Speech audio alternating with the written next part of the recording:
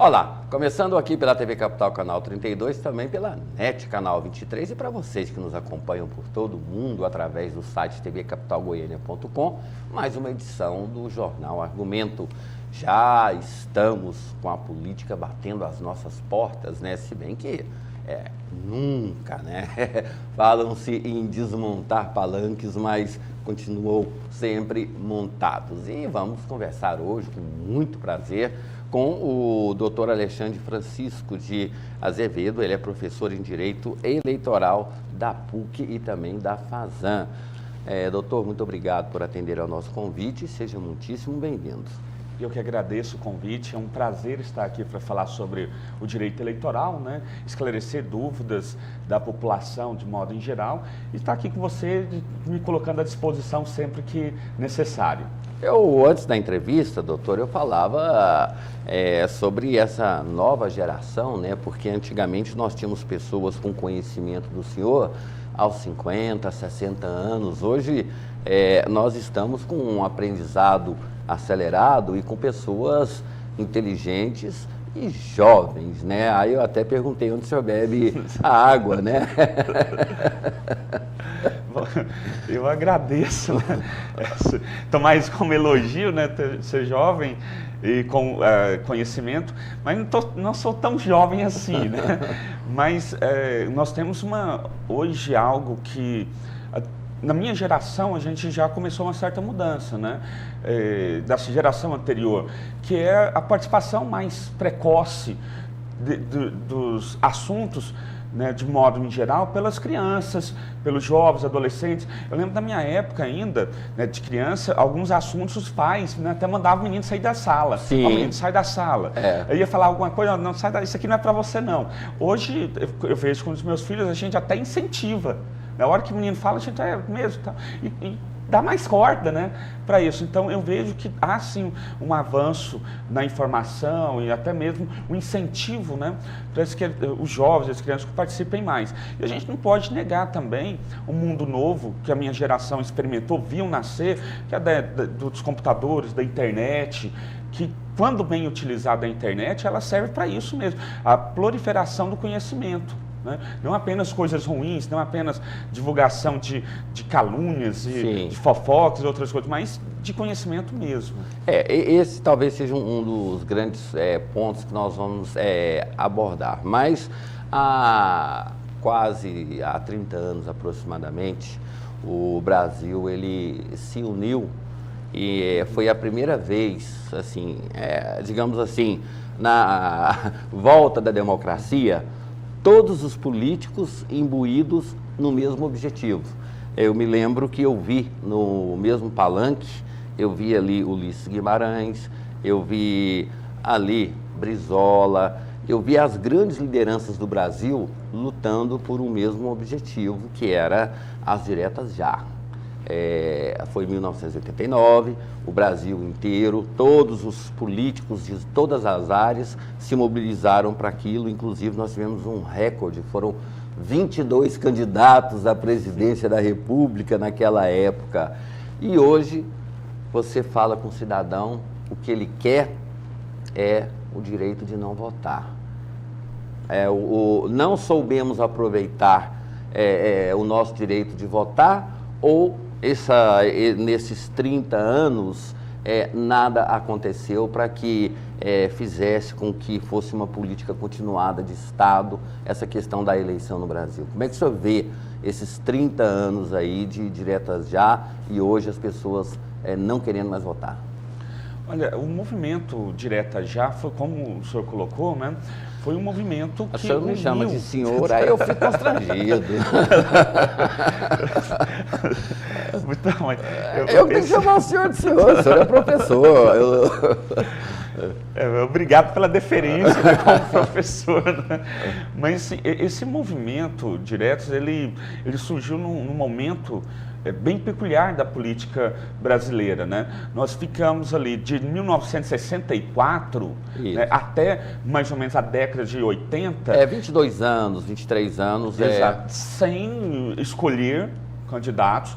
Quando escolhíamos, quando tinha alguma opção de escolha, que ainda permanecia algumas eleições, né? Mas mesmo assim eram eleições marcadas pelo poderio militar, tanto que nós tivemos uma propaganda eleitoral uma época, né, de eleição nessa ditadura militar, em que aparecia apenas o nome do candidato, uma foto, e ia se lendo um currículo dele. O candidato não poderia aparecer, se a gente fala que a propaganda eleitoral é chata, não vou assistir, é um avanço. Porque nós tínhamos ali a foto do camarada e alguém ali lendo o currículo dele. Apenas isto. E aí os candidatos da oposição eram professores, né, que também era engenheiros ou outra profissão qualquer, e aparecia o do governo, né, que já foi deputado estadual, ministro da defesa, ministro daquilo, já fez isso, já fez aquilo outro. Então o currículo era mais inflado. Né? Então tivemos tudo isso. Com relação a esse... então todos se unem, né, para ter aquilo, porque era uma aspiração única da sociedade brasileira, era coletiva. Né? E depois nós tivemos o que nisso aí?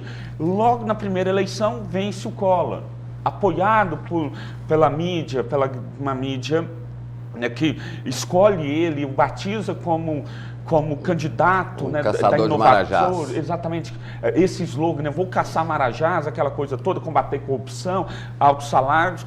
E logo de início nós tivemos o que? O maior teste da nossa democracia, que foi retirar um governante legitimamente eleito, mas que teve a desvirtuação.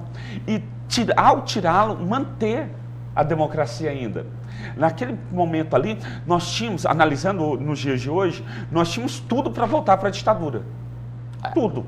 Os ingredientes todos. Não, e um acontecimento recente, porque Tancredo Neves ele foi eleito e não tomou posse. Então, ou seja, não tomando posse, ele não era presidente do Brasil. E José Sarney, teoricamente, também não deveria assumir. O poder deveria voltar a Ulisses Guimarães, que era, então, naquela época, o presidente do Senado, para que promovesse outras eleições. Mas, naquele momento, em função da situação que o Brasil vivia, foi correto? É correto? Ou seja, Tancredo Neves foi eleito, mas não tomou posse. E Sarney assumiu, ou seja, apesar da eleição, Tancredo ele não foi empossado, não foi diplomado. Teoricamente, dentro do direito, ele era ou não era presidente da República? Bom, o Tancredo Neves, né, naquele momento histórico ali também, ele foi eleito por um colégio, né? Foi uma eleição indireta. E nós tínhamos ali não a nossa Constituição atual, mas a Constituição de 1969.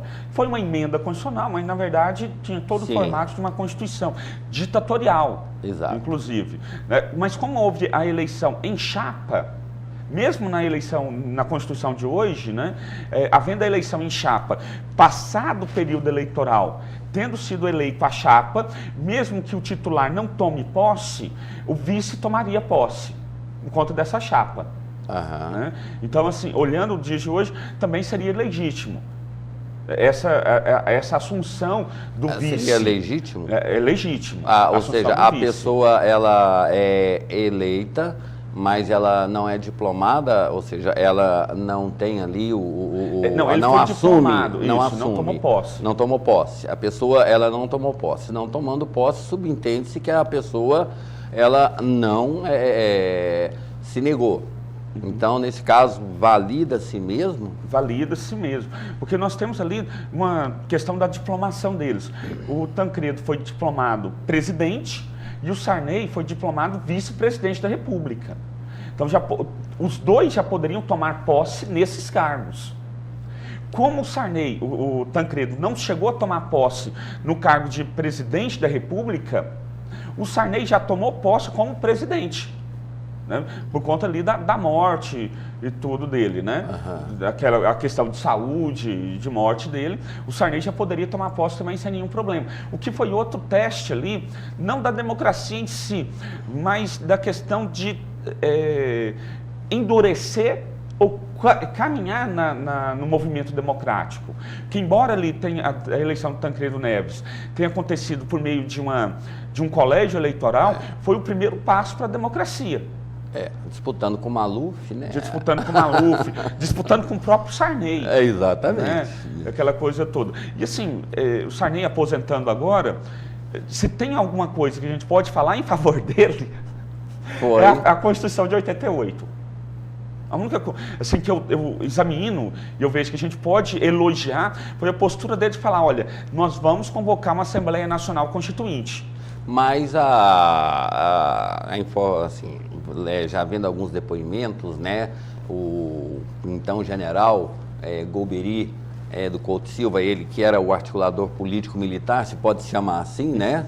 Quando o Tancredo faleceu, levaram Sarney para uma sala e disse, você vai ter que ser presidente. Ele disse, não quero. Falou assim, você não tem escolha, você vai ser presidente. Então, ou seja, é uma coisa que Sarney não queria.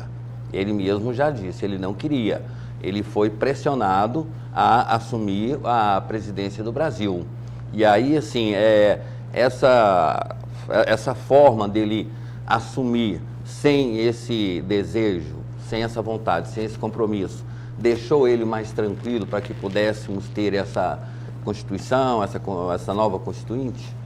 Olha, o Sarney, uma coisa que a gente observa na história dele é que ele não larga o osso. Né?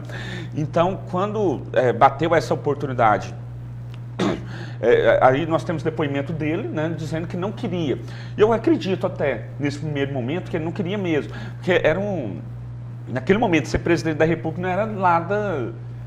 Não era nada glorificante, não. Acho muito pelo contrário. Né?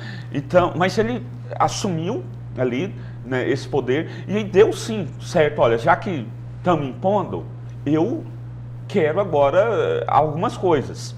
E aí uma das primeiras coisas dele foi a questão da Constituinte, da nova Constituinte. Vamos apagar aquela Constituição de 69, ditatorial, e vamos fazer uma Constituição cidadã, nas palavras de Ulisses Guimarães, que foi o presidente da Assembleia Nacional Constituinte. Mas aí já vem uma informação aqui de que o Sarney, até duvido dessa questão do Sarney não ter querido assumir, porque ali o mandato era de 5 anos. Isso. E aí reduzir, na Constituição nova, ia se reduzir. Isso. Ele falou, reduzir 4 meses. 4 meses. Que era, a posse, salvo engano, era abril ou março, e a posse seria em 1º de janeiro. Era março, não é?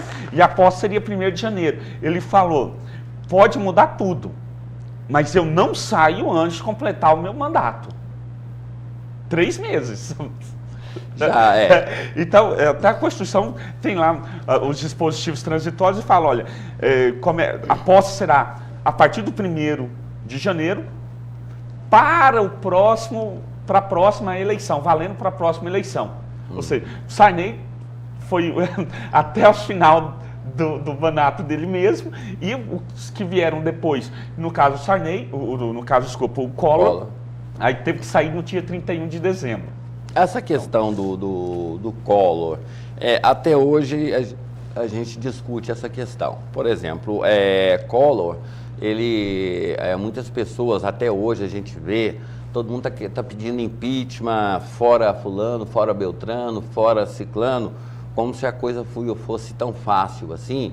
E naquele momento do Collor, né, envolvido em vários escândalos, inclusive também ali já começava o fisiologismo, né, porque se Collor ficasse mais um pouco e aceitasse o apoio do PSDB, dificilmente ele seria impeachmentado. Só que quando chegou o impeachment no Congresso, Collor já tinha enviado uma carta. Aquela votação dos deputados, quando a gente vê que na Constituição e até mesmo no regimento interno diz que a votação do impeachment ou a votação da cassação tem que ser secreto, aqueles deputados falando sim em nome do Brasil esse negócio,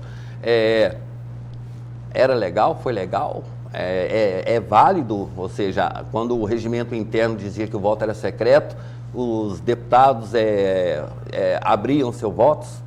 Aquilo lá, se fosse levado hoje no pé da letra, seria invalidado? Eu não acredito nessa invalidade, né? Nessa invalidação. Primeiro porque o sigilo protege o parlamentar. Sim. E ele pode abrir mão dele, do sigilo do voto. Ele pode, ao depois, declarar o voto dele. Mas se assim ele como abrir... o eleitor. Mas se ele, até agora, quando houve essa mudança, se o candidato, até mesmo a gente vê o caso de Demóstenes e tantos outros, quando o candidato ele abre o seu voto e diz, ele tem um voto anulado. Aí veio essas mudanças agora, que agora o voto é aberto, não a pressão da sociedade. Uma coisa é quebrar o sigilo do voto. Isso. É romper aquele sigilo. Outra coisa é, ao depois, ele declarar em quem votou. Não, mas E foi o que aconteceu ali. Eles votavam, primeiro votaram, e aí depois quiseram fazer um discurso. Tanto que fez aquela, como meio tumultuada ali, e aí eles declarando o voto deles. Né? Então, haveria essa discussão? Haveria. Agora, o seguinte questionamento que a gente faz. Qual juiz, qual magistrado seria louco, Joaquim Barbosa, naquele momento, para ir contra aquilo que fala a sociedade? Para ir contra os anseios sociais? Né? Porque o Joaquim Barbosa não seria louco de ir contra os anseios sociais. Tanto é que muitas das posições políticas dele, que eu respeito, das decisões judiciais que ele teve, eu respeito como ministro que ele é, mas eu discuto do ponto de vista da juridicidade delas. Sim. Muitos dele foi jogando para a plateia. Inclusive, no caso de José Dirceu, ele abriu um precedente, né, que foi o princípio não havia provas concretas de que José Dirceu, não vamos entrar no mérito, mas que era chefe da quadrilha. Então, estabeleceu-se ali o princípio ou seja, como é que é a expressão que se usou? Mas o princípio da presunção. Sim, presunção da inocência. O princípio da presunção. Sendo que é uma ação criminal, e numa ação criminal, o direito, ele fala que, na dúvida, pro réu. Naquele caso, não tinha nenhuma prova, não tinha nada, e abriu-se ali o princípio da presunção. Presumiu-se que José Dirceu era chefe da quadrilha. Então, ou seja, muitas coisas assim no direito político contestável, né? Sim, muito disso aí foi contestável. Então, assim, porque era um momento ali também de clamor da sociedade, tinha-se o mensalão com batom na cueca, já é complicado, imagina dinheiro na cueca. Né? Então, aquela situação toda panetone, que se tudo montou quanto é lugar. e tudo. Então, a sociedade cobrava uma punição. Né? O Congresso Nacional puniu, no sentido de ter cassado mandatos de alguns parlamentares acusados desse escândalo do mensalão. E aí os olhos se voltaram para o Poder Judiciário. Vão julgar, são poucos os casos de corrupção de políticos que chegam ao Poder Judiciário. São poucos. E de repente está todo mundo ali olhando aquilo. E hoje é o contrário, né? Hoje muitos candidatos estão abrindo mão da reeleição para voltar para a primeira instância, porque o STF, até então, Joaquim Barbosa mandava prender todo mundo. Mas aí, essa outra e abrir mão do mandato para voltar para a primeira instância, né, vou explicar isso para o nosso telespectador, né, é o seguinte, os deputados federais, os senadores e o presidente da República, eles têm foro privilegiado, prerrogativo de função, então responde no Supremo Tribunal Federal. O governador de estado, ele também tem foro, responde no STJ. Os deputados estaduais e os prefeitos têm foro privilegiado, responde no Tribunal de Justiça, né, pelos crimes. Então, o que acontece? Quando chega ali próximo do julgamento, eles fazem o quê? Renunciam ao mandato, não porque preferem ser julgados na primeira instância, mas por malandragem, para traçar mais o processo, e aí o processo é remetido. Imagina os senhores, né, permanece ali 3 anos processando, ouvindo testemunhas, e na hora de julgar ele abre mão do sigilo, e aí o Supremo tem que mandar para o juiz de primeiro grau, né, na cidade que a pessoa ali tem um domicílio civil, só para explicar, praticamente começar. Doutor, só para explicar, é mais ou menos o seguinte, sai do STF e vai para o fórum aqui de Goiânia. Vai para Goiânia, assim, exatamente, vai para o fórum de Goiânia. Isso. E aí vai esperar ter um novo juiz para julgar aquilo, o juiz vai ter que estudar os autos, novamente. Vamos pegar do Mensalão, por exemplo, 7 mil, só o voto do Joaquim Barbosa, 5 mil páginas. Sim. 5 mil páginas. Imagina a quantidade de páginas que tinha nisso aí para alguém ter que estudar, para começar do zero. Para estudar, para vir a sentença, e aí depois tem todos os recursos também, e aí depois da sentença, ele já poderia estar em outro cargo, que o processo ia seguir normalmente. E nós já tivemos casos disso, dele renunciar, da pessoa renunciar, e depois ser eleita de novo. Então já o processo Barbalho, volta. Antônio Carlos Magalhães, quando violaram o painel, para não serem caçados, renunciaram e voltaram nas outras eleições, e aí, eles e outros, né? E aí o processo dele voltou ao primeiro grau, olha a lógica, o processo estava lá em Brasília, volta para Goiânia, ele é eleito, o processo que ainda não foi julgado, se o processo tivesse sentença, beleza, continuaria normal. Não tendo sentença, o processo voltaria para o STF, atrasando de novo.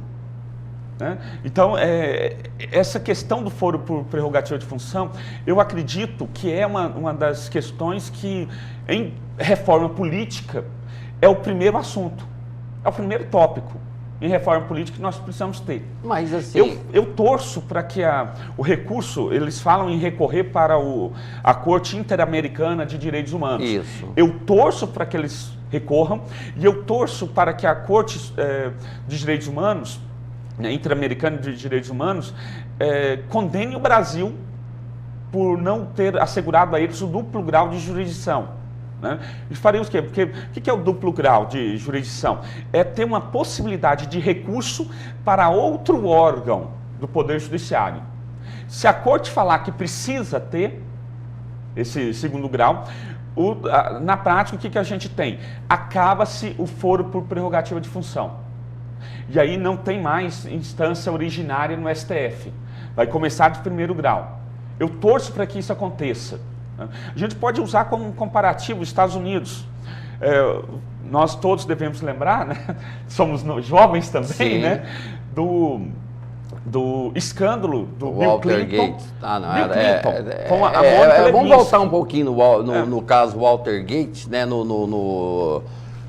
Onde um partido espionou outro, e aí depois veio aquele problema todo, houve renúncia e tal, o grande escândalo nos Estados Unidos.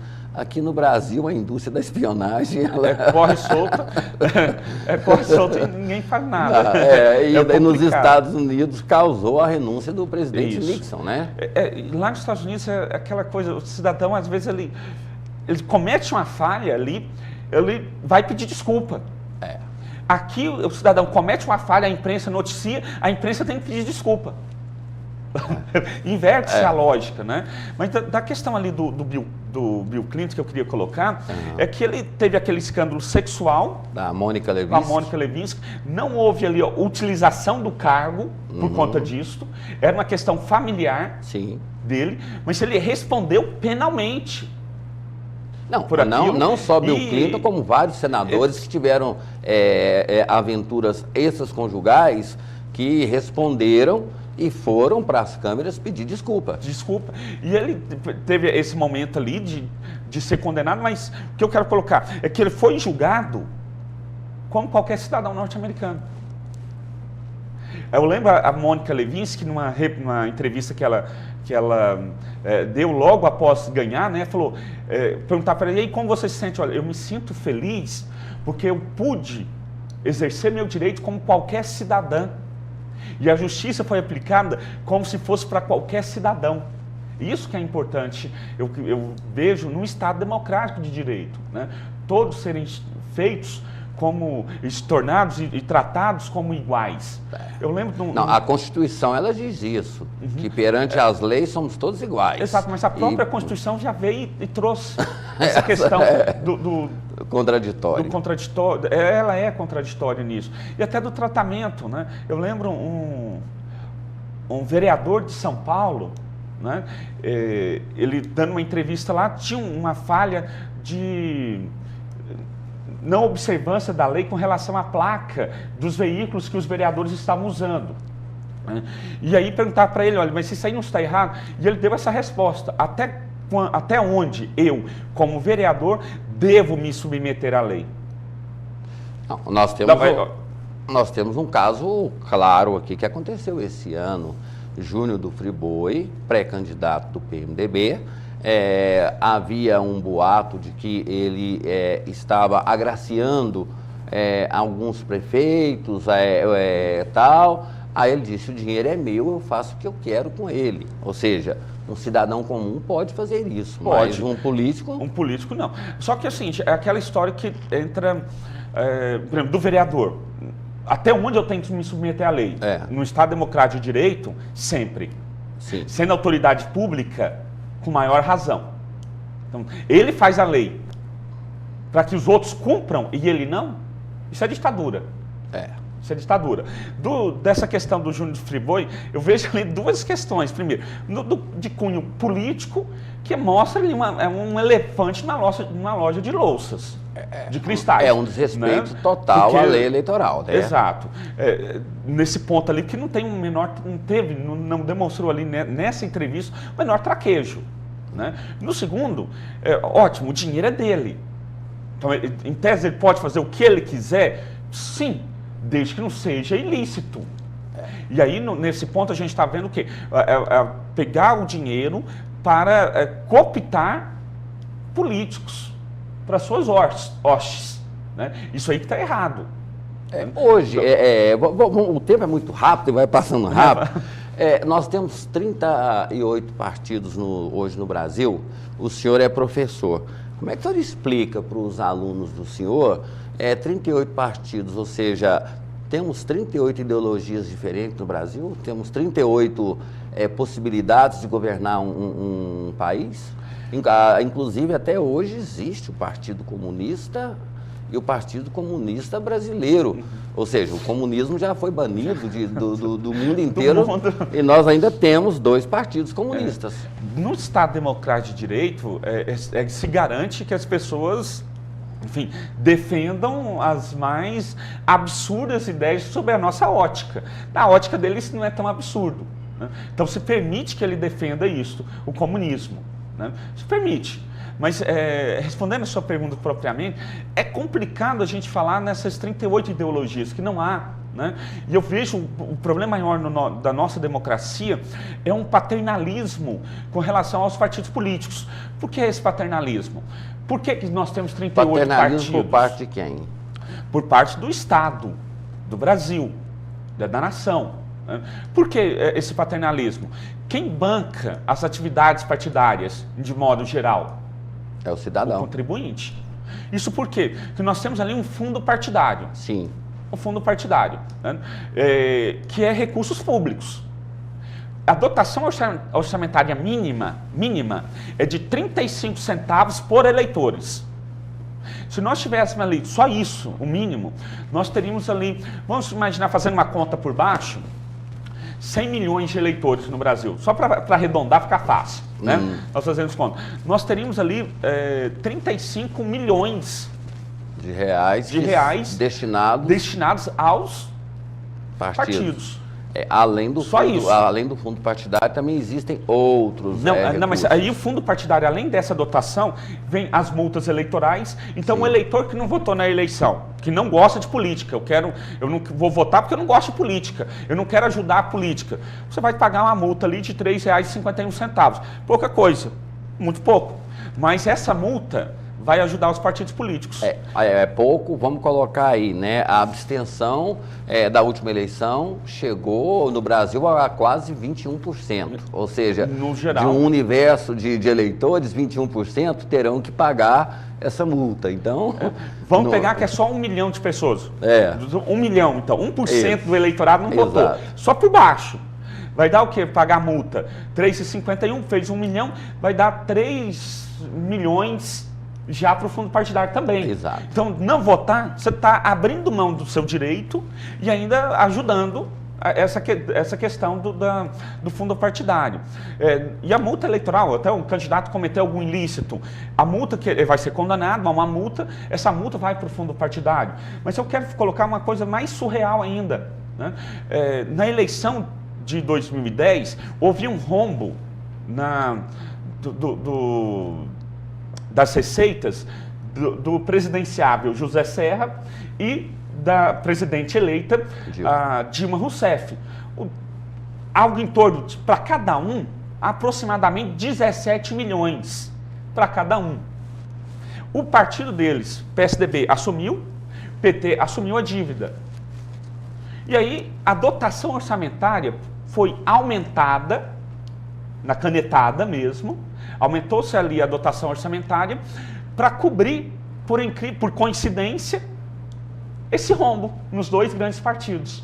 Coincidência, né? Então, por isso que nós temos esse tanto de partidos no Brasil. Por quê? Porque é fácil criar um partido no sentido de manutenção dele.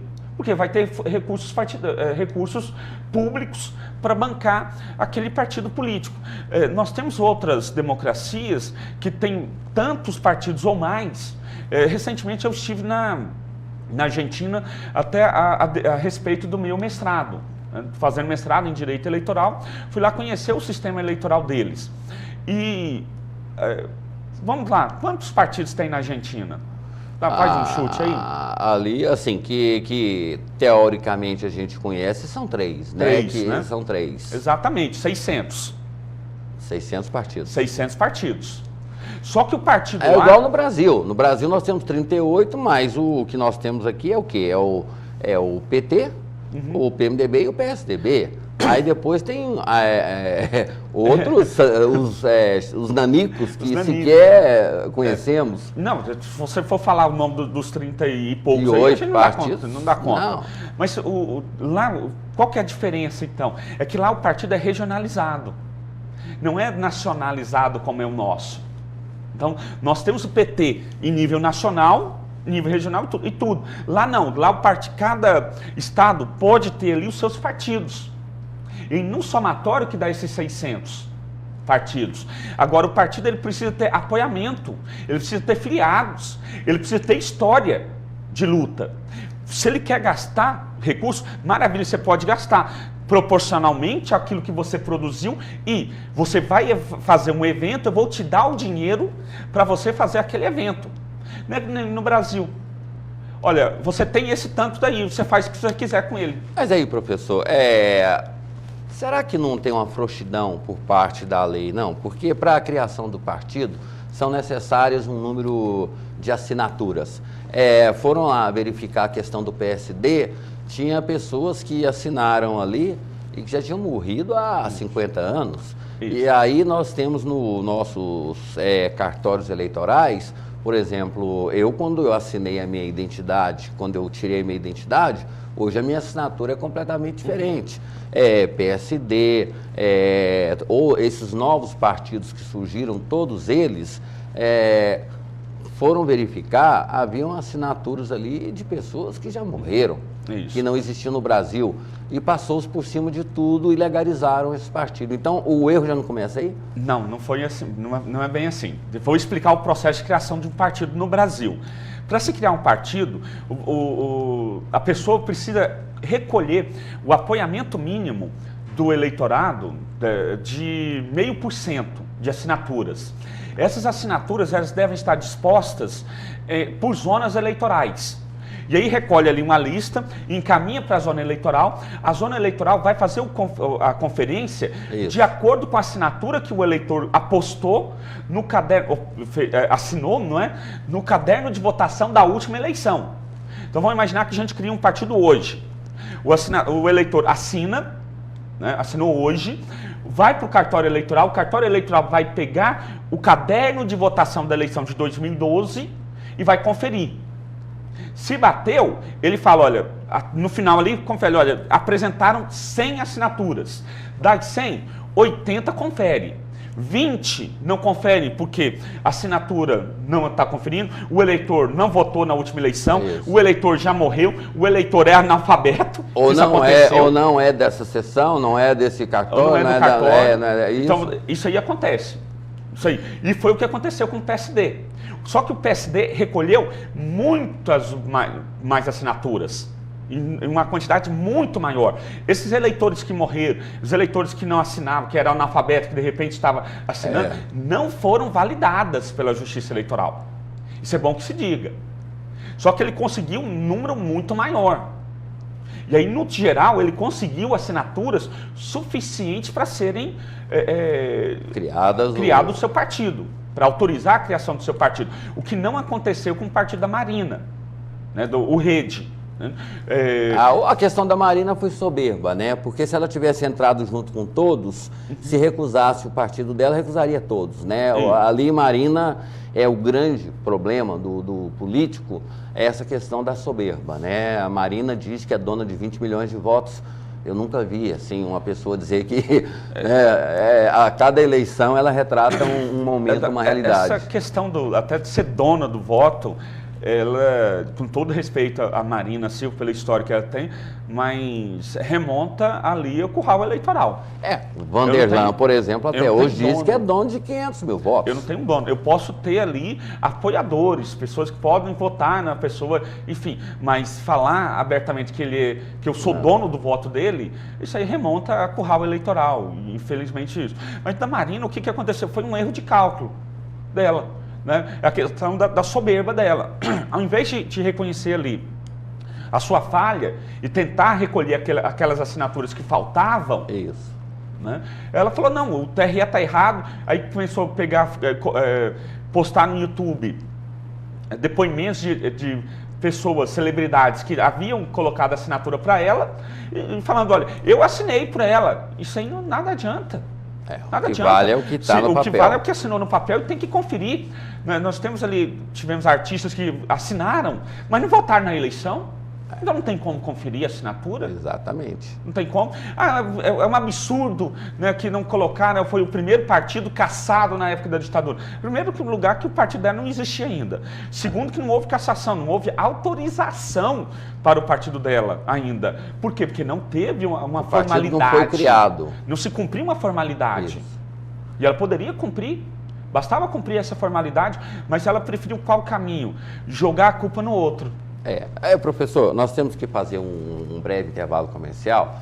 E aí, é uma entrevista que eu queria que durasse o dia todo, porque eu acho que nós temos que discutir política, porque nós fazemos política toda hora, todo momento, e há necessidade do cidadão. Inclusive, professor, se eu estiver errado, rapidinho me corrija. Muitas pessoas querem a extinção dos políticos. Eu falo, olha, a mudança da política se faz com políticos. Se tirarem os políticos, não se muda a política. Aí nós podemos voltar para uma ditadura. Estou certo ou estou errado? Certíssimo. E mesmo na ditadura, vai ter política. A questão ali é de conceito. O que é política? Política vem do termo grego, polis, que é assuntos da cidade. Então, quando você discute qualquer assunto da cidade, entendido ali como um organismo, isso aí é política. Então, nós fazemos política todos os dias. Quando você compra um pão, quando você reclama da passagem, reclama do preço de qualquer coisa aí. A gente já começa fazendo dentro de casa. Exatamente, né? Porque tem aquele negócio do filho mais querido, o filho mais amado. É porque o filho, né? Aí já começa aquela questão assim do Brasil, né? O filho mais querido, mais amado, é que ele tem uma capacidade maior de seduzir os pais, né? Aí começa isso. Mas a gente vai para um breve intervalo comercial e a gente volta rapidinho, um instante só. De volta com o Jornal Argumento, recebendo aqui com muito prazer, né, a visita do Dr. Alexandre Francisco de Azevedo, professor em Direito Eleitoral da PUC. Um abraço aí ao reitor Valmir Amado, professor Daniel e toda a equipe aí da PUC também e da FASAN, né? Parabéns aos alunos que têm um excelente professor, né? Só rapidinho, eu sempre defendo que nós temos que mudar o Brasil pela educação. Mas são aulas chatas, são professores assim, já entra na sala de aula, ou com ar já de cansaço, o aluno já não se interessa. Então, ou seja, eu sempre falo que a gente tem que criar um atrativo para que o aluno se apaixone pelo aprender. E o senhor tem um jeito assim parecido com o doutor Ari Queiroz, né? Que tem aquele jeito assim de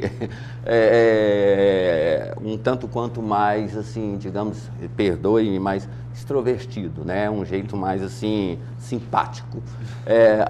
Essa postura é dentro da sala de aula também, porque eu acho que deveria ser, porque assim a gente cria paixão pela educação e não aqueles professores que entram, passam, não falam mal nem bom dia para os alunos no outro dia falam, ai meu Deus, vou ter que ter aula de novo e tal, né?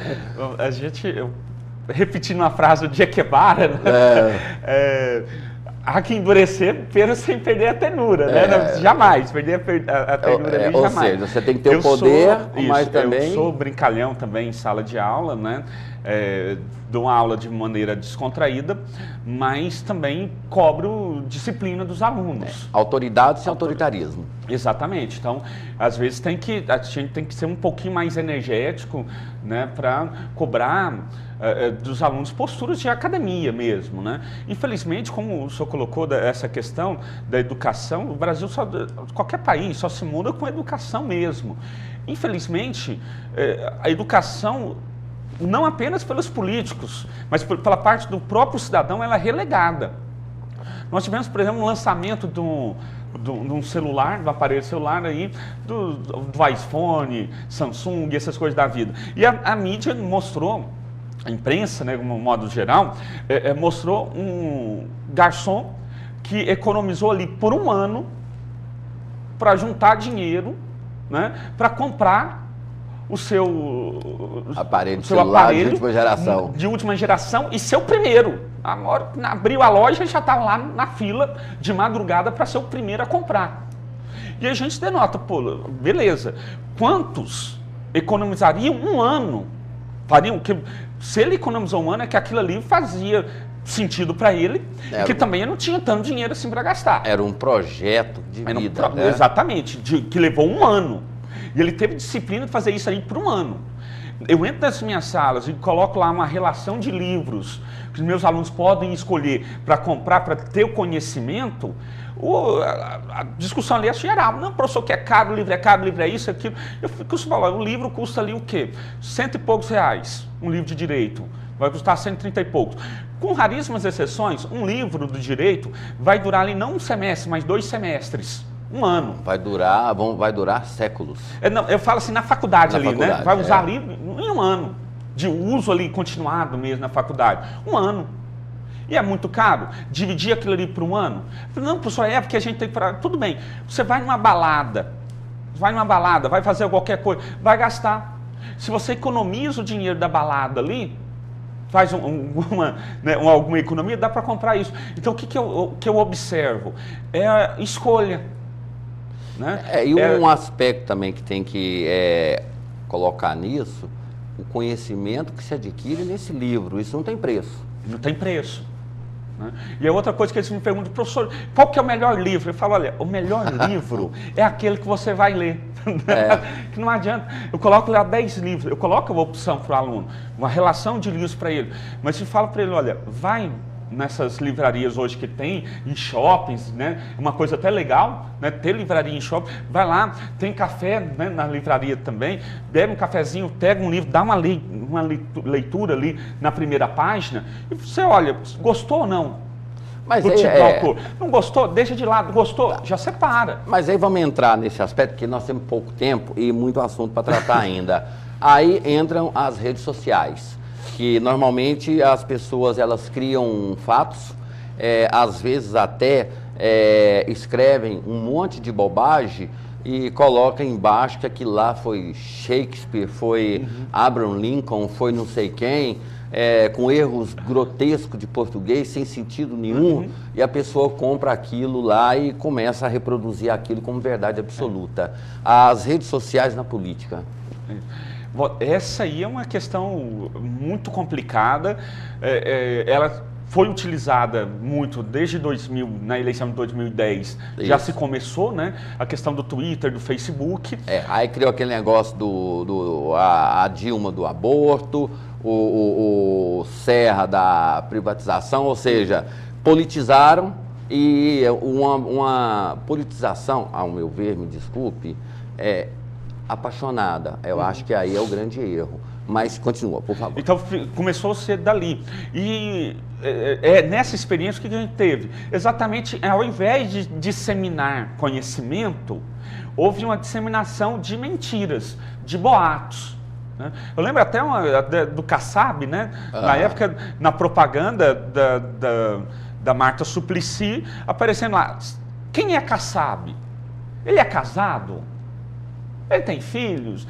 Até está trazendo ali uma questão de cunho de opção sexual dele.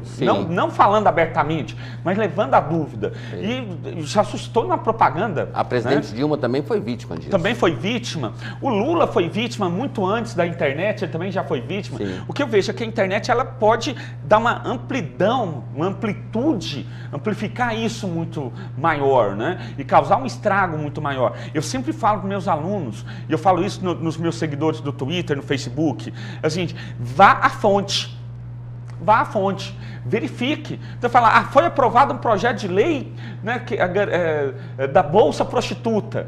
Isso. Aonde está isto? Que é projeto de lei? Então vai lá no site do Planalto, vai no site da Câmara dos Deputados, do Senado Federal, procura ali essa lei. Não, inclusive assim, rapidamente falar, eu cansei de falar aqui no programa, porque criou na internet aquela coisa assim, que todo preso, ele tinha direito a uma bolsa. Aí eu falava assim, gente, não é. A pessoa, quando ela é presa e ela trabalha, é a mesma coisa de um trabalhador que ele tem uma fratura, que tem algum problema e ele tem invalidez. Aí ele recebe pelo INSS ou recebe e tal. Aí criou-se, fala que no Brasil tem... Todo mundo que vai preso, a família recebe R$ 1.400, um salário mínimo por cada filho. E vira verdade. E vira, exatamente. A mentira repetida 1000 vezes se torna verdade.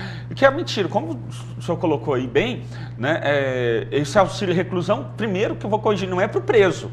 É para a família. É para a família. E é um valor fixo. E ele tem que estar trabalhando. Para toda a família. A época da prisão, ele deveria estar trabalhando formalmente. Isto é, contribuindo para a Previdência Social. Exatamente. Ele está contribuindo. E aí, nesse período que ele está preso, respondendo o processo e tudo, a família dele, que contava com o salário honesto, ilícito dele, por isso tinha assinatura de carteira, por isso era um trabalhador formal, não ficará desamparado. Mas veja que ele estava trabalhando. É a mesma coisa, o trabalhador que morreu.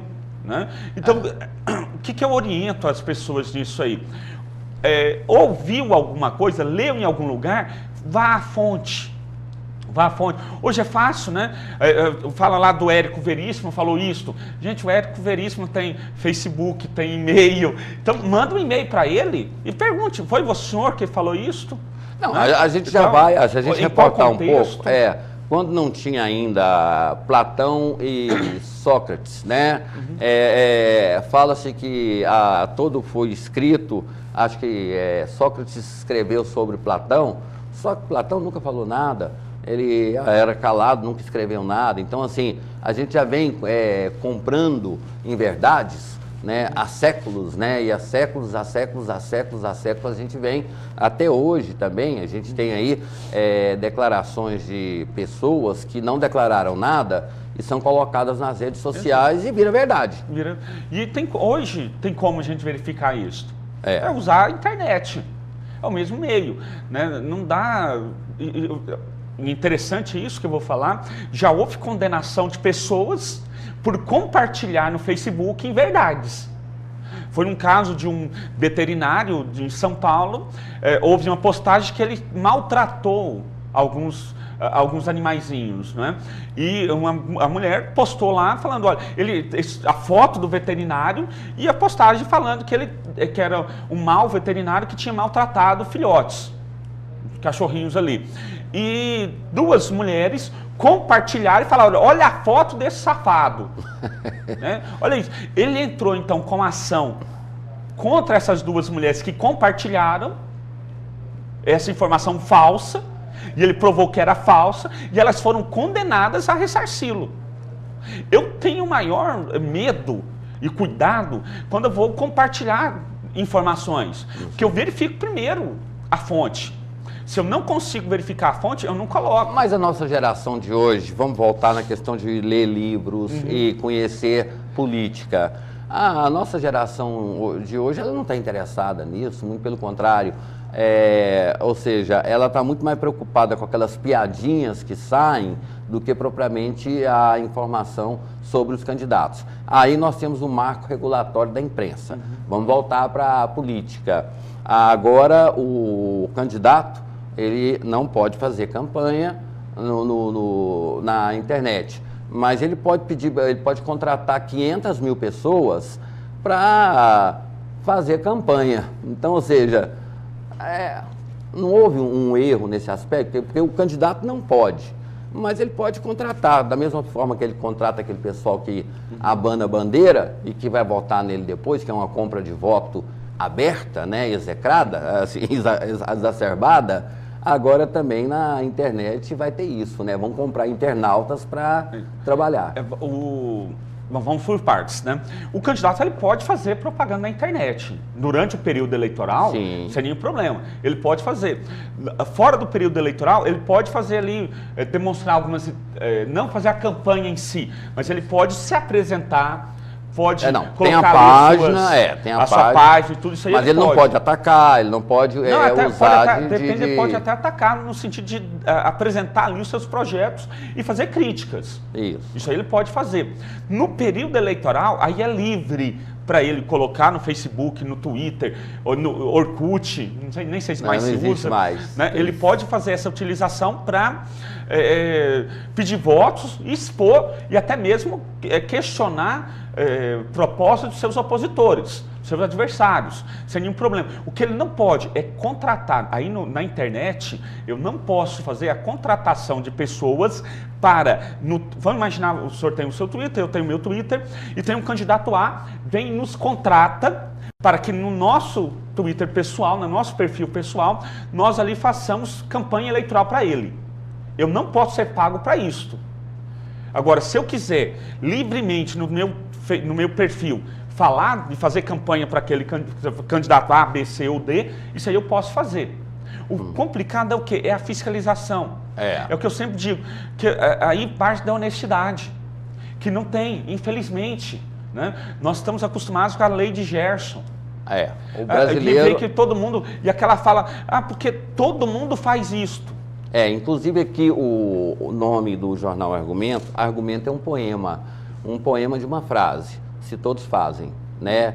Então a gente tem isso no Brasil, nós condenamos os corruptos, mas quando a gente tem uma possibilidade de ter uma ajudinha, aí nós não somos corruptos, né? É aquela história, eu sou contra o corrupto, né, mas eu bebo, depois dirijo, eu colo na prova, eu furo a fila. Quer dizer, a corrupção coloco no outro e não em mim. Agora, doutor, nós temos mais 3 minutinhos, assim, vamos rapidamente. Até agora, desde que nós tivemos a nova Constituição, nós não tivemos nenhuma reforma eleitoral, política, só reforma eleitoral. Tentaram a cláusula de barreira, que talvez daria aí uma condição de acabar com esses nanicos. Não passou. O senhor sonha que algum dia nós tenhamos uma reforma política? E se essa reforma política, na opinião do senhor, como é que ela deveria acontecer? O senhor disse bem, né? Até hoje não tivemos nenhuma reforma mesmo. Tivemos uns puxadinhos, tivemos uma reforma eleitoral que difere da reforma política. Né? E que tirou a alegria da eleição, porque antes as pessoas podiam fazer comício, era quando o pobre ele tinha a chance de ver um artista, ele podia ganhar uma camisa para trabalhar durante o dia, um boné, então, ou seja, foi tolindo tudo, hoje está a democracia... A gente não pode tomar, não fica coisa chata. Hoje é televisão. Isso, exato. Então, o que eu penso em itens de reforma política que precisa ter? Primeiro, a questão do foro privilegiado. Segundo, a questão dos cargos comissionados, a questão do número de ministérios, número de secretarias, a questão do fundo partidário que a gente precisa ter.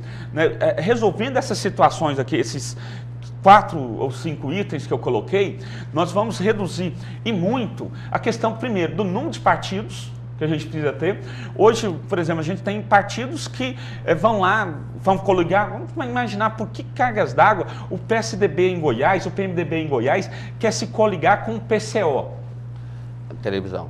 Televisão, pura e simplesmente. Só que ao dar televisão para esse partido, ao se eleger, o partido vai ter ali sua secretaria. Em termos nacionais, agora nós temos lá um partido que está apoiando a presidente Dilma, a reeleição da presidenta Dilma Rousseff, para ter ali o Ministério do Transporte. O PR. O Ministério disso, o Ministério daquilo. Ele não quer o Ministério, ele quer dinheiro. Ele quer, exatamente.